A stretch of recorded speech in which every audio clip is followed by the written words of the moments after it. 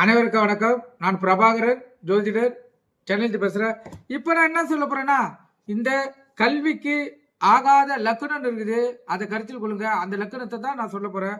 இப்போ பார்த்தீங்கன்னா, புதிதாய் பிள்ளைகளை பள்ளியில் சேர்க்கும் போது லக்கணத்தை பார்த்து சேர்க்கணும். அப்போ தான் அவங்களுக்கு கல்வி அறிவு சிறப்பாக இருக்கும்.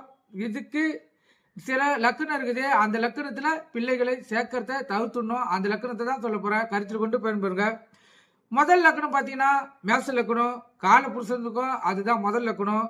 மேச லக்கணம். ரெண்டாவது லக்கணம் விருச்சிக லக்கணம். மூணாவது லக்கணம் தனுசு லக்கணம். நாலாவது லக்கணம் கும்ப லக்கணம். ஆகிய 4 லக்கணங்களும் நம்ம பிள்ளைகளை அதாவது பள்ளிக்கூடத்தில் சேர்க்கக்குள்ள கல்வி சேர்க்கக்கூடாதுன்னு கூறி வச்சிருக்காங்க. கருத்தில் கொள்ளுங்க. இந்த 4 நட்சத்திரங்களும் ஆகாத நட்சத்திரங்கள். இந்த நட்சத்திரத்தில் போய் முதல் நாளில் அதாவது பிள்ளைகளை கல்வியில் விடக்குள்ள அவங்களுக்கு கல்வி அறிவு கம்மியாகவே கிடைக்கும்.